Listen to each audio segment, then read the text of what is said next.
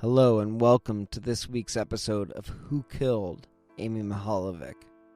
On this week's episode, I will be discussing and concluding the case of Who Killed Shakira Johnson. My special guest of the week will be one Levon Putney of WCBS New York. He was the man that I followed around as a cub reporter / intern back in 2003 when this case first broke. And Mr. Putney has more insights into this case than I had ever imagined.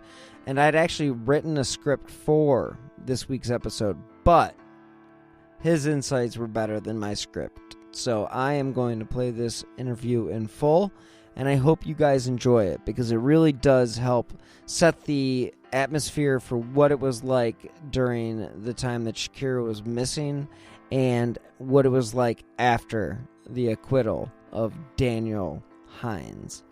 So join me this week as we discuss Who Killed Shakira Johnson. Hello. Hello, it's Levon. Hey, Levon Putney, Hey, how are you? How are you, buddy? All right, man. How you been? I've been great. How about yourself? How's the big apple treating you? Oh, man, it's doing well, man. I can't complain at all. Working Just sitting up here overnight. watching Shark Week. Yeah, working the vampire shift nowadays, man. Been doing that for probably close to 5 years now. Yeah, I just started doing that at News 5.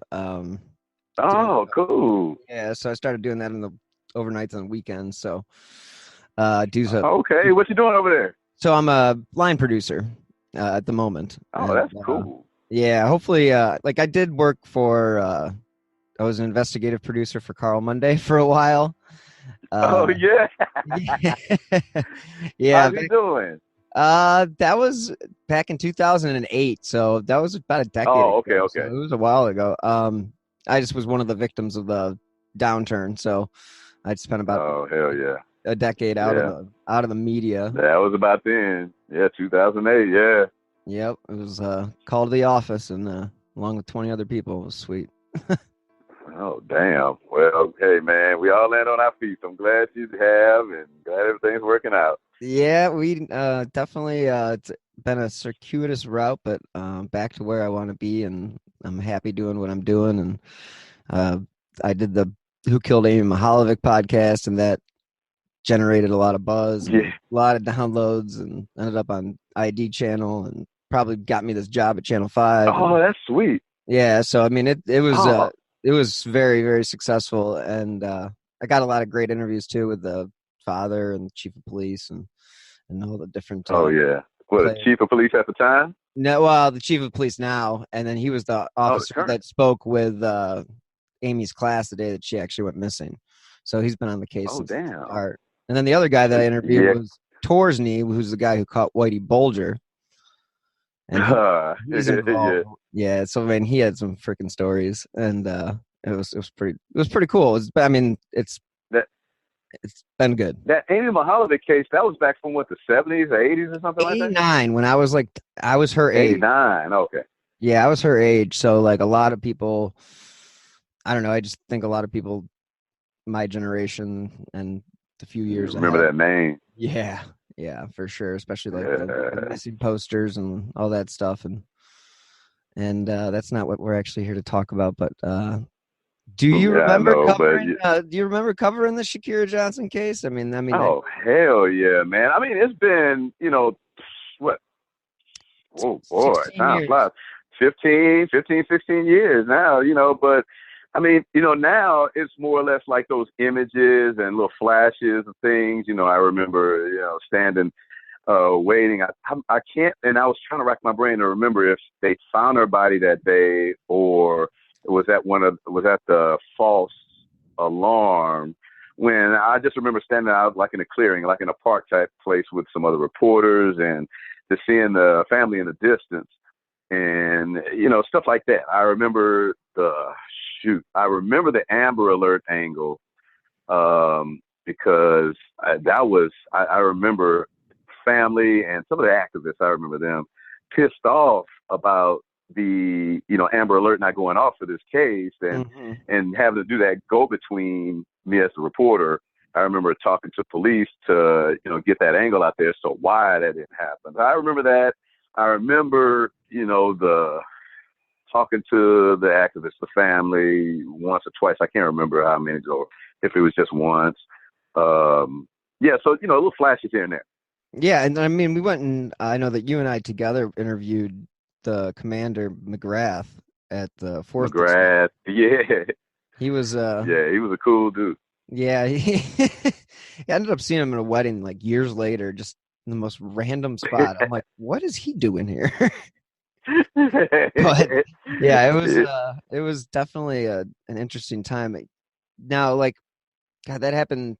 So that happened in the early September 13th.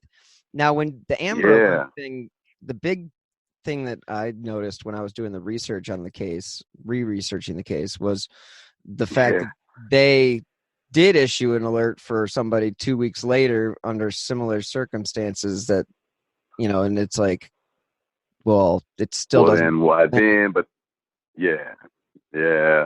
I remember the reasoning was something to the effect of they didn't have the description of the man, and for an Amber Alert to trigger, you need to know who is taking, and there was that. They had a description of the car, and they saw her in the back seat. But I can't remember their description of whoever the man was, but I remember police saying, that's something you need to know who is taking for them to issue. That's weird. Doesn't that seem sort of like I mean, I guess it helps in getting the answer, but shouldn't the fact that she's missing still be out there? I know, yeah, and on the end of it being out there, it was, because remember how much we covered that story.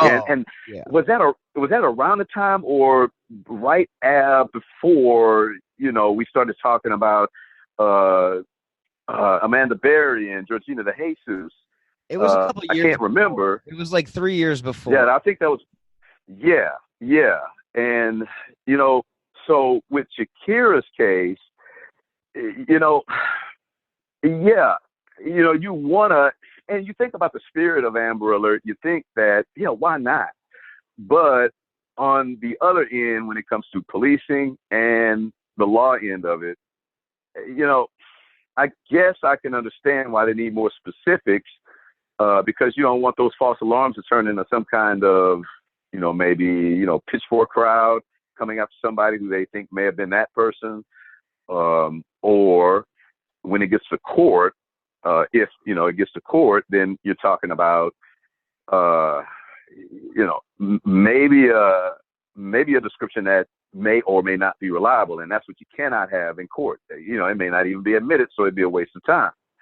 So I get that in, but just what you're alluding to with the question itself, I totally get it from the family, the neighbors, and everybody in that neighborhood. Because remember, that wasn't the only case where, in covering that story, was the first time I realized, oh man, there are a whole lot of missing kids. There are a whole lot of missing girls, specifically, that people in the neighborhood were trying to, bring out. And they said she's not the only one. And so I remember that. And I totally get it from that angle of the, neighbors, people in the community, especially the family, saying, man, we have a description. Why not put that out in an Amber Alert? But like I said, I get it where police and prosecutors are coming from too. Yeah, I mean, I think a lot of the reporting in the defense of the not using the Amber Alert, I think one person said that, they didn't want it to become one of those crying wolf type things where people just ignore it. And it's like, kind of like, it's true. I mean, how often do you just walk past a car alarm or, you hear a car alarm going off and it's just like, whatever. Yeah, you just passed those. Right. And see, if an Amber Alert was subject to, I don't want to say vague descriptions, but general descriptions, then exactly what I was just saying, that, it becomes, and just think about the amount of missing persons cases. There are a lot, right? And if we started getting those Amber Alerts for those types of descriptions, oh man, it would be exactly the effect you're talking of. That you think that it would become that, that people would start ignoring it. So yeah, I get it. You need some descriptions there, and they set the bar that you need to know who took. It's a slippery slope. And I get it. Yeah, but I get it, because that is more of an admissible thing in court, and that has to be remembered. It has to stand on a legal end too. And, it's just one of those tough things, which, it didn't apply in this case. And I certainly understand where the family's coming from. But like I said, I go back to, I didn't fault cops or prosecute. Well, it's up to the cops, the sheriff's department to, trigger that. And I didn't fault them for that, because if nothing else, like I said, man, we covered the hell out of that story. Right. And, all of the local stations and papers. And so, Plain Dealer, man, they did a great job. So it's not like the word descriptions and everything about this case was not out there. It was just a matter of, that extra thing at the moment, that Amber Alert, became who knows if that was, that was a certain side angle. Yeah.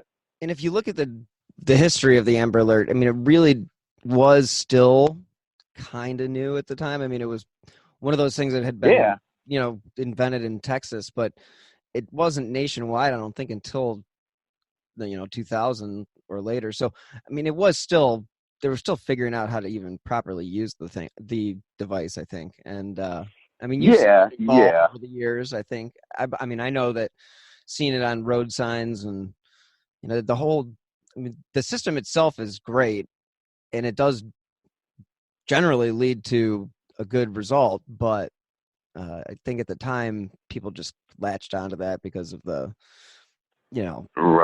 racial side of things, and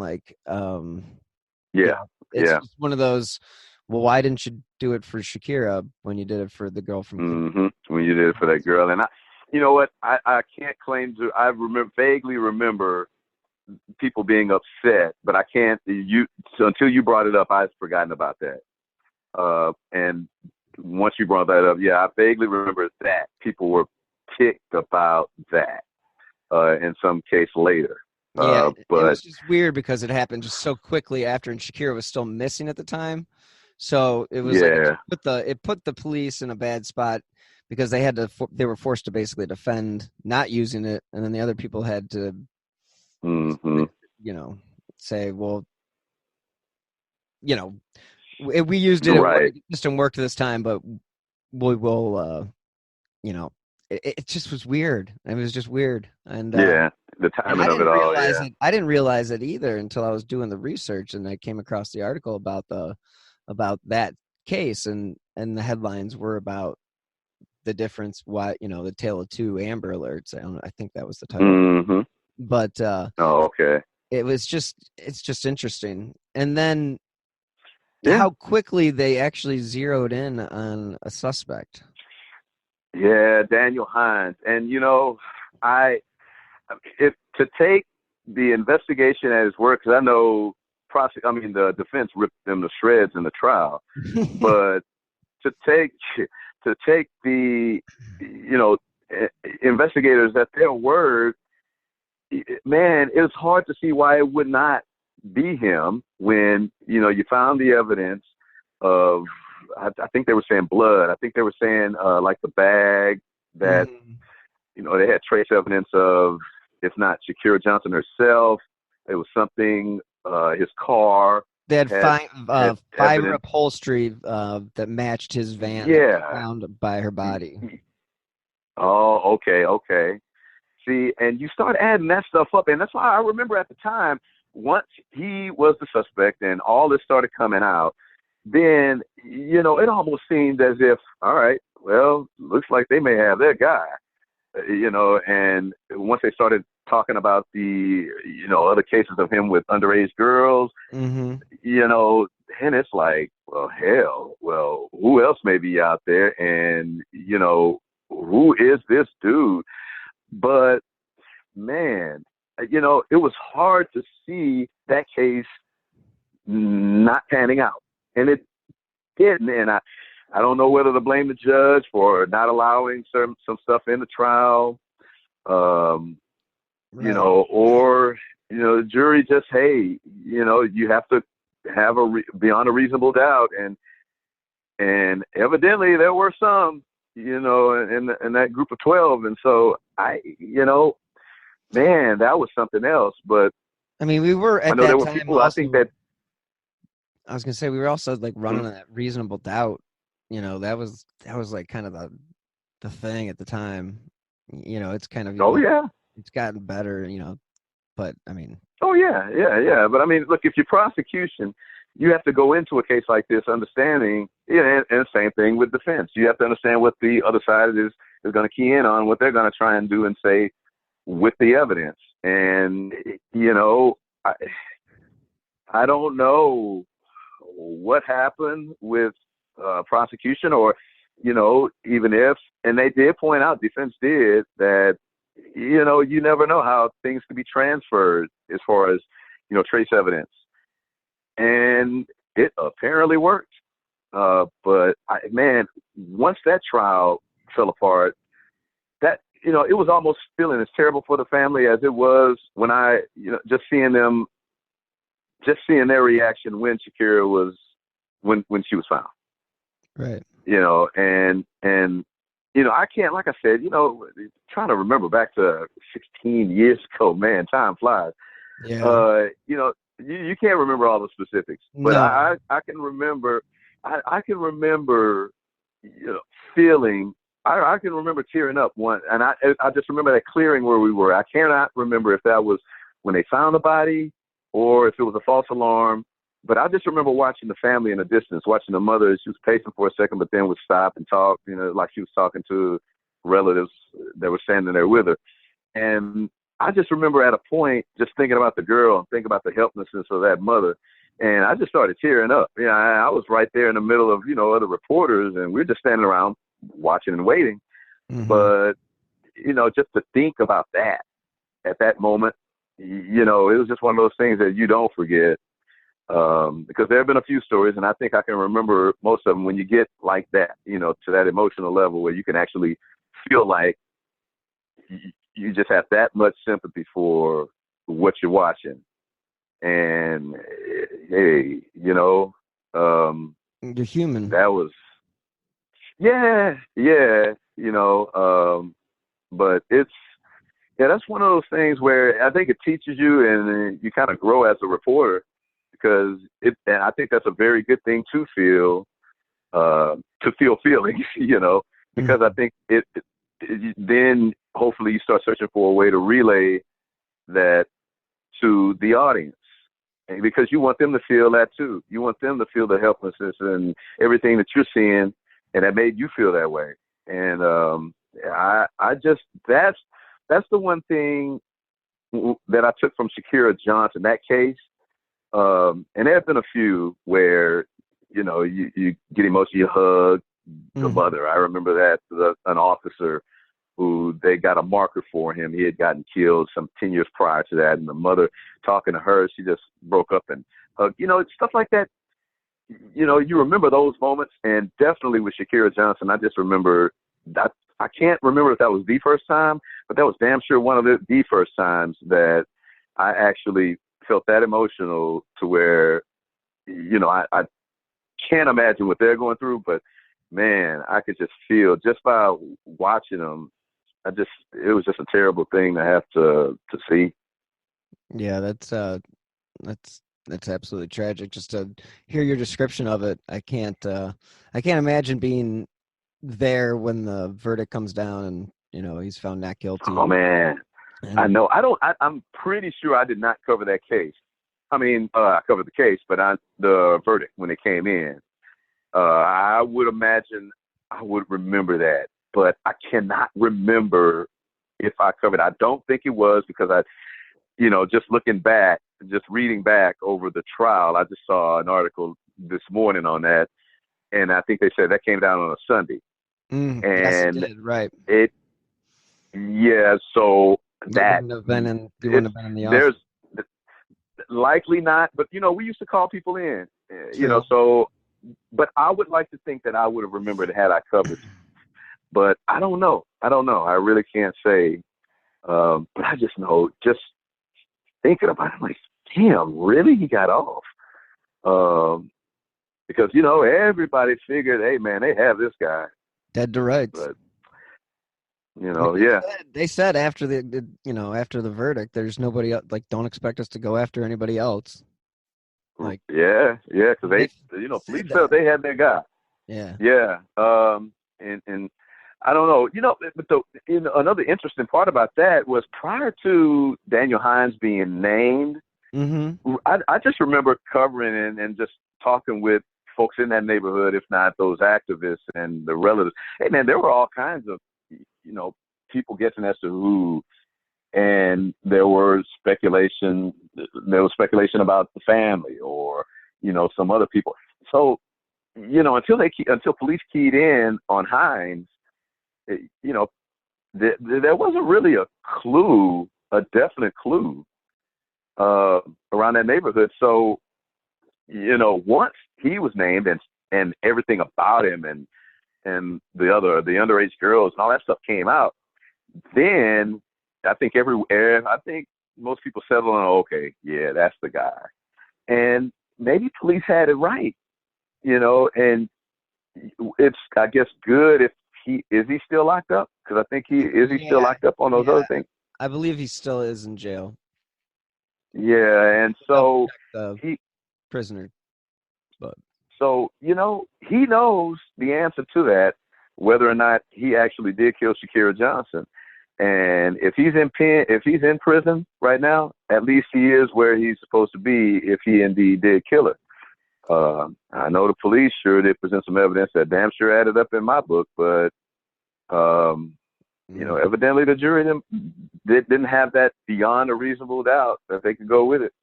well, unfortunately, You know, he was released on July 11th. he was released. Yep. Oh well, that's interesting. You mean like as in earlier this month? Yep. Oh wow. Yeah. Talk about timing. Uh, yeah, yeah. I mean, he served his full Man, 12 years. Shakira Johnson. Well, yeah, it has been that long now. Jeez, if you hadn't, yeah. And like I said, man, Bill, time flies, man. But you know what was one of the funniest things too? This happened 2003, and I came here to New York in '06. And not long after, when I got hired here, I was covering New Jersey for the station. Okay. And not long after I got here, I had to cover a story in Perth Amboy, town in Jersey. And I remember the mayor's spokesperson's name was Shakira Johnson. And Wow. I forgot if it was a news conference or just a one-on-one interview or whatever, but I went up to her and I said, you know what? A few years ago, I was in Cleveland at a station there, and there was a girl. She was like, I heard. No way. I heard. Yeah, she had heard from, I think, a relative had told her that you have the same name as this little girl over in Cleveland that got killed, and they don't know. Yeah, so she knew about that case. She knew about that case. And Wow. man, that case traveled with me. But even to this day, every once in a while, especially when it comes to missing girls, and God knows there have been too many of those. Mm-hmm. I always remember Shakira Johnson, and I guess it was one of that. I guess it was that first type of case that way that hit home to me. But I'm sure I'm not the only one. Yeah, I mean, I know Um, that I was only an intern, and it was the first time I saw anything remotely close to being that close to the actual family and the situation, and just going with you to oh man, cover these press conferences and stuff like that. It was one of those yeah, real Now, life-changing moments. Yeah, Cleveland was a different beast. I don't know if it was the time or if it was Cleveland as opposed to compare to, once when I was a reporter covering New Jersey, I was covering the state for the station, and the things were more controlled as far as scenes, as far as access to what you can see at a crime scene when you cover those stories. And Cleveland was a different beast, man. I was on like I remember two or three two or three times standing over dead bodies, and I mean within a few feet. Wow. We didn't have that access in Jersey. I mean, we don't. I could say that now. I doubt unless you beat them there, and maybe that was what it was because Cleveland being one city. There were a couple of those times, and I remember one Saturday, I actually did meet like the first cops that had gotten there. I'd been out. I remember Carmen. You remember Carmen Angelo? Oh yeah. He basically called me to let me know about this killing, and I get there, and there's a guy. Hard to explain, but I'll never forget. He was doubled over backwards, feet underneath his body back on the driveway. Wow. And he was just out there like that. And so the cops then finally found some kind of linen and put it over him. But that's the access you had in Cleveland, at least at that time. And I, have been with family members who you have to imagine they were in some kind of catatonic state, and maybe it was therapeutic for them to talk. But I remember being in, relatives and family inviting me into their homes and me feeling weird and scared and sad because what they're going through. And there are those instances as a reporter where you remember those, and hopefully you learn and how to be sensitive and respectful. But man, all of those cases, Cleveland had that type of access, at least at that time. I don't know where it is now, but, relating that to Shakira Johnson, yeah, you're there, you're seeing these people, you're talking to them. And so, as a reporter, and I think it's a great idea to feel where they're coming from, but I think the best part of that is to find a way in the stories to relate that. And I always think back to, because I was in my 20s at that time. Right. So these were all learning lessons for me too.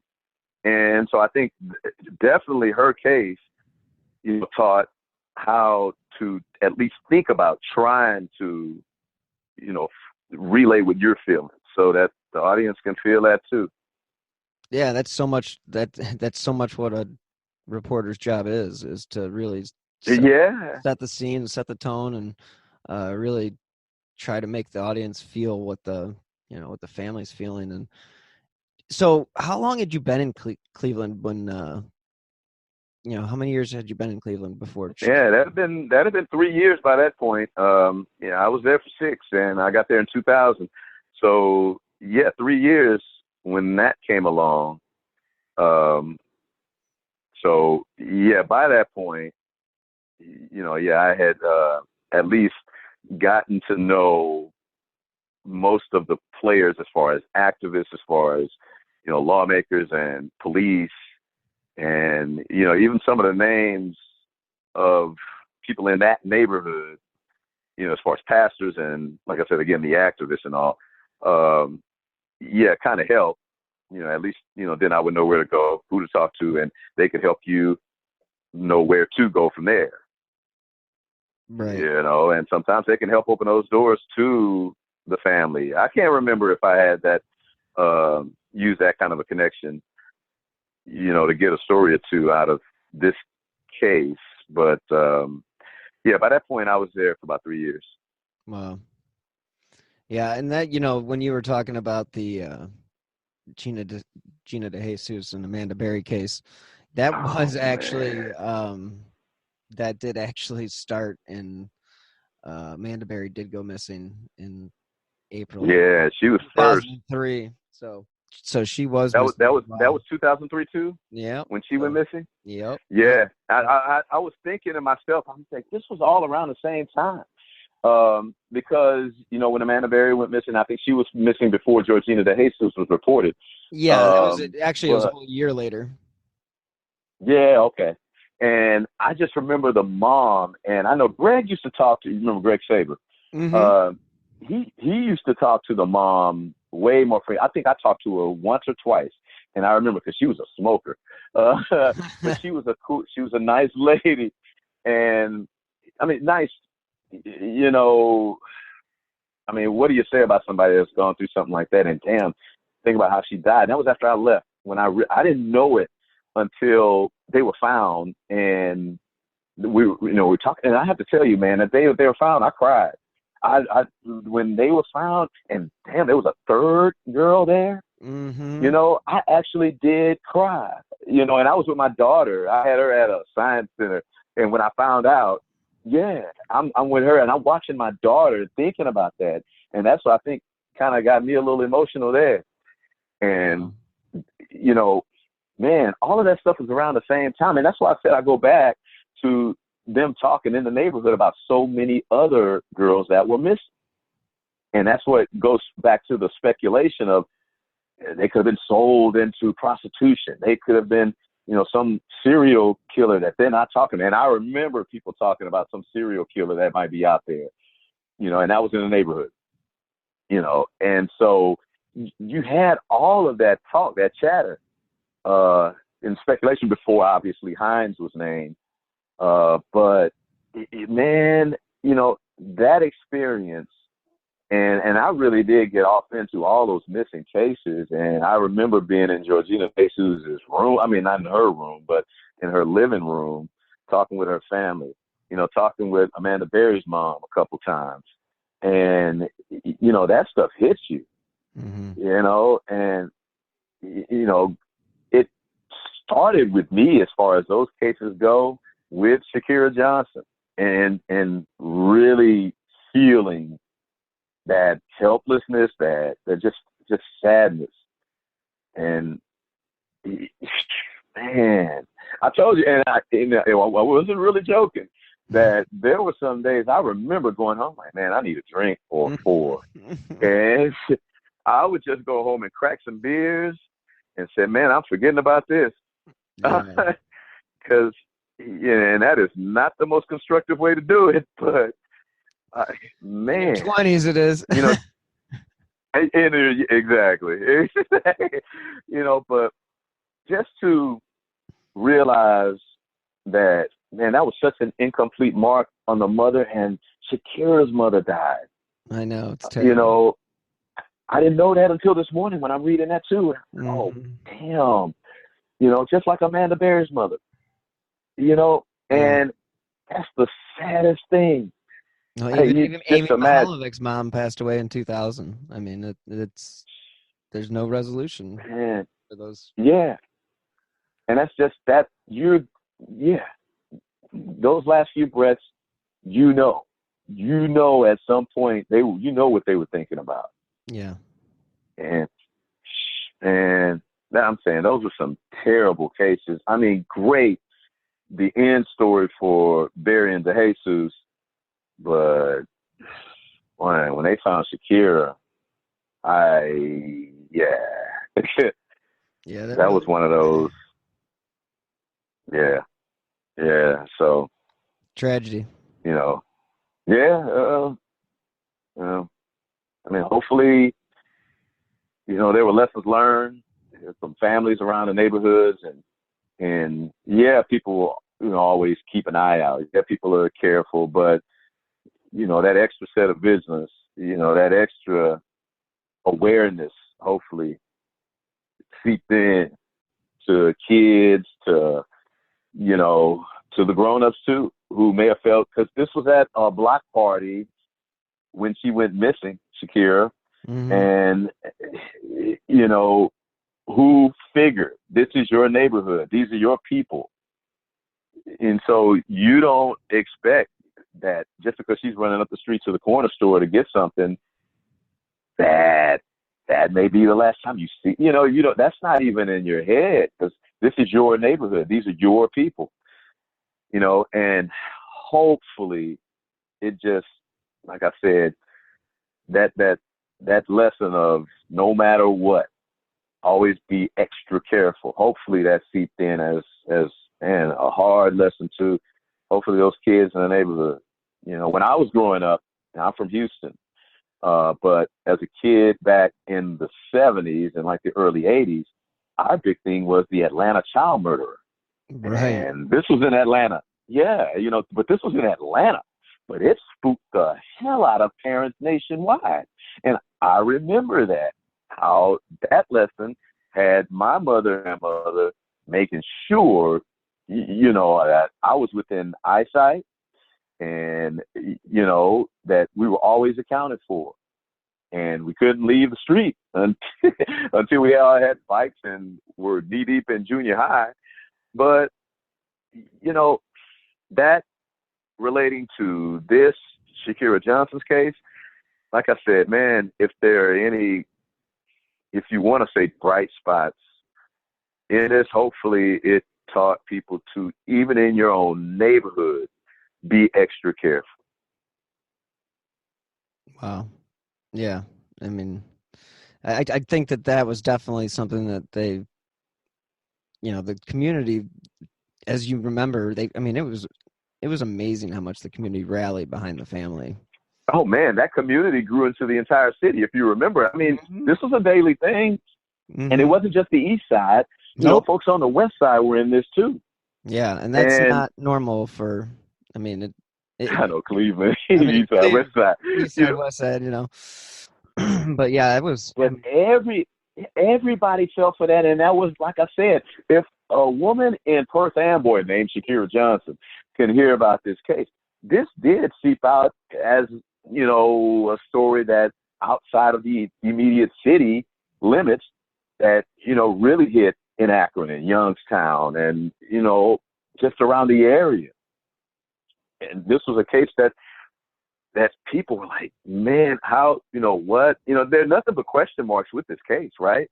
Right. And so there were nothing but questions then, and just like now, but, at that time, yeah, with the question marks came, man, we need some answers. So, and let's all try and pitch in to find this. And you just remember the searches, the people from all over town, the memorials. Yeah. Yeah. The memorials and everything. You realize that, it wasn't just reporters. It wasn't just that immediate neighborhood. It was a whole doggone city felt that. Yeah. And that one really hit home for sure. Yeah. Yeah. And and I remember when you asked me to do this, I go, all right, no problem. And I thought to myself, wait a minute, I have to think back on this. Oh, damn. And, you realize, man, that's been 16 years ago. And, whoa, how much do I remember? So let me go back. Oh, do I really have to read this again? Oh, no. And then started reading and realized, it just started bringing back all that stuff. And I was just like, man, I remember. Oh, and then it started bringing back those. Oh, I remember the Amber Alert. Oh, yeah, I remember. Oh, they were pissed. It started bringing all those things back. But the most thing, it just brought back the sadness. Yeah. It really brought back the sadness. Well, I'm sorry. The helplessness that went along. Oh, hey, man, that's a part of the job. Right. Yeah, you depressed me, Bill. But, but man, in some kind of weird way, no. That's to me, it's great because it forces you to look back on those lessons. Because you should never forget that stuff. It's easy to, man, this job, it's easy to get jaded, and it's easy to just, oh, yeah, somebody's dead, and you crack jokes and all, and it's easy to get jaded that way. Right. But, this kind of stuff puts you back to when you gave a damn, and you did because you remember crying. You still remember feeling sad. I remember, like I said, that feeling talking to these family members, whether you're talking about Shakira, whether you're talking about Amanda or Georgina, you remember that feeling. Like, man, I am not supposed to be here right now. In these people's living room talking to them, ooh, I feel terrible. Ooh, and I have no answers for them. Yeah. You know, and that's the worst. It's, you feel like you're invading and you're ripping open wounds, asking them questions and asking them to go over this stuff. You want to think that in a way it's kind of therapeutic for them because they're allowing it. They are willingly talking to you because in their eyes, you're their vehicle, their help to find them, to keeping that word out there so you can find out the answers. You're basically it doesn't take away that feeling. Yeah. Yeah, but it does not take away that feeling. And I think, like I said, you getting me to come back and revisit this, I think it helped, keep that, keep those lessons alive in your head because, now I'm anchoring. I don't report anymore, so I'm detached on that level too. And you want to always remember that because I'm writing all these stories every night. Mm-hmm. And, when these types of stories come, you don't want to be detached because that'll come across to your listener. And you want your listeners to care about your audience, to care about what you're giving them so that if there is a way to help that they can, or that they can feel the story itself, just in case they are able to help in some kind of way. Because if people don't feel it, then they're not as apt to want to care. And that's why so many people latched on to Shakira Johnson, because people care, man, did we care about that when that came on all that every day. And this was only a month before I think they started zooming in on Hines, right? I think it was like a month or two. It was about Hines was actually, I think, a few weeks. Yeah, they had he was already accused of that other crime against one of his family members. Yeah, but he was out on bond. So when his name came up as a suspect, they convinced the judge to revoke his bond, and so they actually put him in jail like a week after Shakira. Okay, so that's one of the ways that the defense was picking apart their theory on when Shakira would have been placed in the field. Yeah, and but the fact that he got away,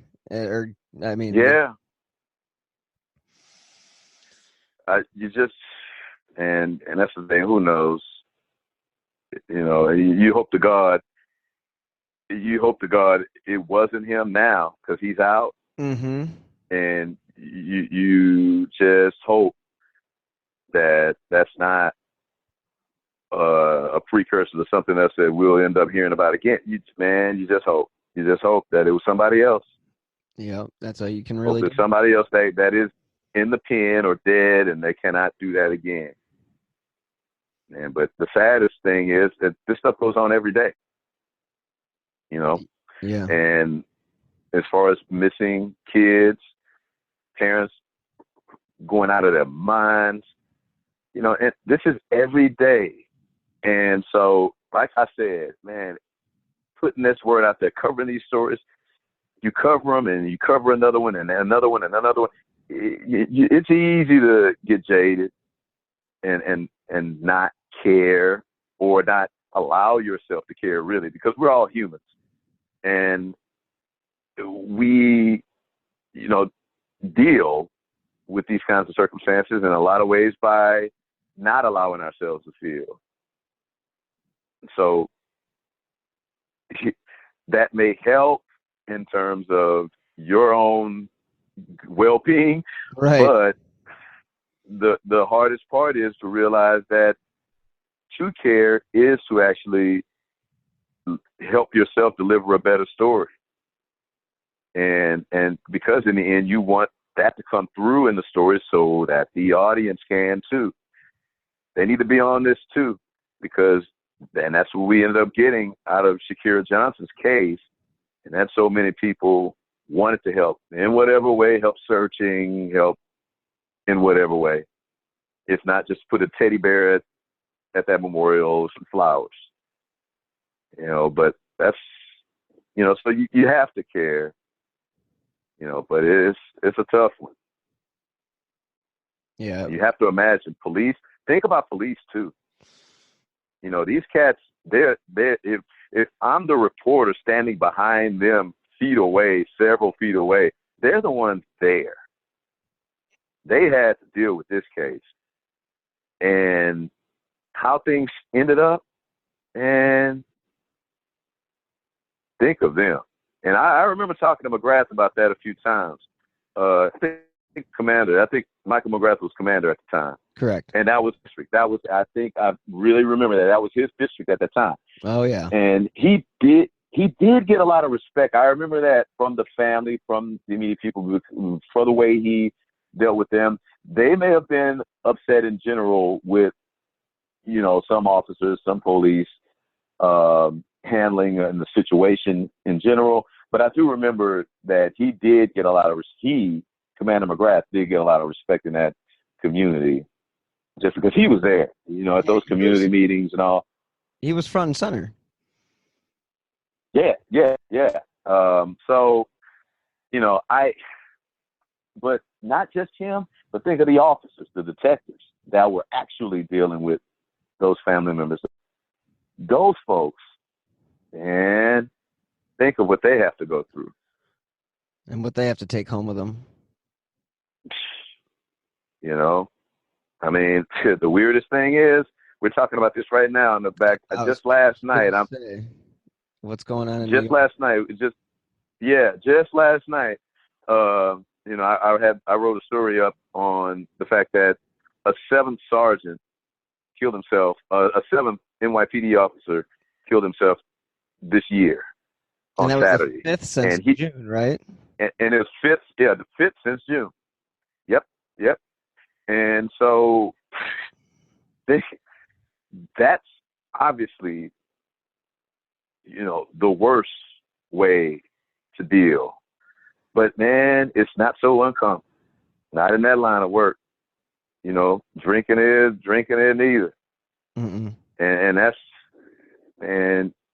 if you're a human being, how else do you deal? And hopefully they find and many of them have constructive ways, but that's why they need those peer programs, those counseling programs, because those cats, man, they can't be.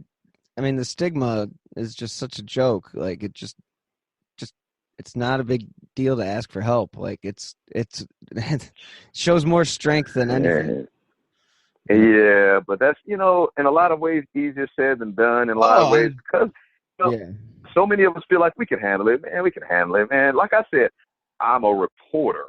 Not nearly on their level of access and seeing these. Just you talk to some cops, they'll tell you some gruesome things, man. But even I feel the need, like I said, to go home and drink that day away. Man, just imagine where they come from. Yeah. And then have to deal with the family, those detectives who talk to them and have to kind of be counselors. If you're a good detective, you're probably knowing that you're talking to these family members and knowing that sometimes they're going to lash out at you. You have to remain steady and have to be sympathetic and have to continue to be that way, even though some of those folks, they may lash out at you. And, you understand they have it tough. Obviously not nearly as tough as the family going through it. But from that outside standpoint, cops, they have to have it the worst. Yeah, and a crime like this, definitely. Yeah, in a case like this, because they're fathers too. Right. And just like you're a father. And yeah. And that's why I said that stays with me. And, you know, I stay on her about paying attention and being aware, and you know, especially out in public. And I stay on her about knowing your surroundings. She's 8, Right. and so you know, even then, there's a helplessness to it all because she goes to school, she goes to camp. You know, she Right. has to live her life. You can't bottle her up. So yeah, you know, that helplessness, man. As a parent, I think that's another thing that obviously touched so many people about that within the Shakira Johnson case, and that helped bring so many people into the fold in terms of the sympathy, the outpouring, the you know everything that kind of got everybody around that city involved. You're so right. How old were you when the Atlanta child killings were going on? Oh man, that was what, late '70s, early '80s. So Yeah. I'm about anywhere from oh 7. I was born in '73, so it was like late '70s. So I could be anywhere from say like '77. So you know, yeah, 5 to 10 years old. So it stuck with you. Um, yeah, because that, like I said, was the first time that we heard of this happening, and this was in Atlanta. I'm in Houston, but you know, this hit all over the country. I remember at least because this was on the nightly news, Yeah, pre-cable. and yeah, you know, and once you got older, you had more perspective and realized, oh, what was happening. Oh, and that became like the boogeyman thing, you know, to talk about the Atlanta child murderer. Um, but at that time, as a kid, you just remember you were restricted. I had to stay in the yard. That I remember until I they started trusting some of the other neighbors a couple doors down. There were a lot of kids on my street. There were about probably 10, 11 of us on the street. And it took a while for me to get to that other end of the street to talk to them because well, 2 doors down, across the street, those are the only kids I could play with for a few years. And that was around that time. Wow. And I can't help but to think that was a big reason why. You know, Yeah. I mean, we had it should be 2, 4, 7 down the street. We had 7 more kids down the street, and all we could do was wave at them. I remember that. We used to, hey, come down here. Like, we can't. You know, and that's we were little kids. And that's We not used to even play in on each other. Atlanta. Right. But that was all over the country, Bill. That shook all families with kids. Because at that time, what did you have? The 3 networks, you know, and that was on that story was on the nightly news all the time. Right. And it spooked everybody. And once we got older and realized, you know, that that's why they used to keep us, you know, in the yard or next door on their porches across the street at Roland's porch, you know, because they didn't want us to be out of their sight. You understand? But that's pretty much, I think, and hope was a lesson in this, and Shakira Johnson too. Fast forwarded to that, you just hope that people, if there are lessons to be learned, that hopefully that was one of them. No matter how careful you think you're being, be a little bit extra careful. Yeah, got to take a lesson from this case, and that is definitely to keep your Hopefully, eyes and you know, hopefully this is their Atlanta child murder, you know, around the Cleveland area. Hopefully that those kids growing up and who are now about starting to be teenagers now. Mm-hmm. Hopefully, you know, they were raised with that over them in their neighborhoods. Hopefully they were a little bit more cautious. Yeah, between Castro taking the girls and then Shakira, I mean, definitely kids in Cleveland definitely had their own boogeyman to be scared of. Man, yeah. Because at the time, who knew? And with all that going on at the same time, it's like, what the hell is going on here? all these girls coming up missing, you know? And that's when you realize it's not just a Cleveland thing. It's a whole. Oh man, yes. I mean, you know, here in Jersey. Yeah. Yeah, here in Jersey and New York. You know, I live in Jersey too. Right. But yeah, so I drive on into Manhattan every day. But sure. No matter where you are, Bill, it's the same thing. And I do remember up in Detroit, same thing, because the covering stories here in Jersey, I remember there was a link. It's sort of like a human trafficking pipeline between Chicago, Detroit, and on to Jersey and this area here in New York. And, you know, that got me to thinking about all these other girls, these other cases, Shakira Johnson and Amanda Berry. And at that time, I think that was before the three were found in Cleveland, you know, but I remember that thinking, man, who knows if those girls are caught up in this, you know, and that even came to my mind at that point. And so, yeah, this is everywhere. No matter where you go, Bill. Yeah, this is a sad reality. Got to be vigilant. Oh, yeah. Aware, but even to say that is know that no matter how careful you can be, there are those moments where you can get caught slipping. You can be overpowered. And that's when the helplessness of the situation becomes,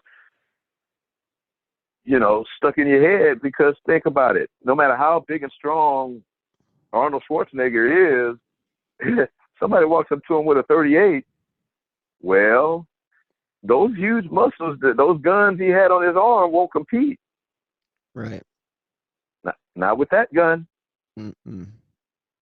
Yeah, you know, and so no matter how big, how fast, how careful you are, there are always those moments that you can be gotten.